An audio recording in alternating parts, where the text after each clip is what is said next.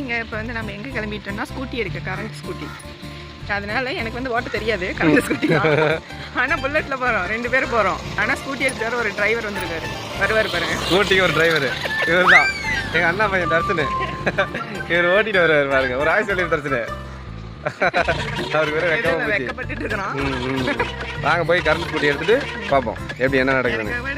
உனக்காக தான் உண்மையாலுமே நான் வந்து புல்லட் வச்சுருக்கேன். எனக்காக ஆசைப்பட்டு இந்த புல்லட் வாங்கி கொடுத்தாங்க. சரி, உனக்காக ஸ்கூட்டி ரொம்ப நாள் ஓட்டணும்னு ஆசை, அதனால் கரண்ட் ஸ்கூட்டி போட்டுட்டுமா, கரண்ட் போட்டு சார்ஜ் போட்டுட்டுமா, நம்ம பாட்டு டக்கு டக்குன்னு கடைக்கு போயிட்டு என்னென்ன பொருளை வேணுமோ அதை வாங்கிட்டு வந்துடலாம். வேறு லெவலுங்க.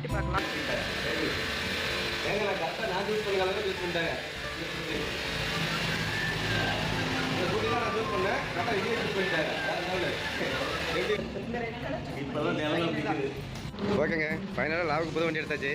எப்படி இருக்கலாவே? சர்ப்ரைஸு. எனக்கு புல்லட் எடுத்து கொடுத்தா உனக்கு வந்து ஸ்கூட்டி எடுத்து கொடுத்தாச்சு. வேறு லெவலுங்க. எப்படி இருக்குன்னு சொல்லுங்கள். உனக்கு எப்படி இருக்கு ஓட்டி பார்க்குறப்ப?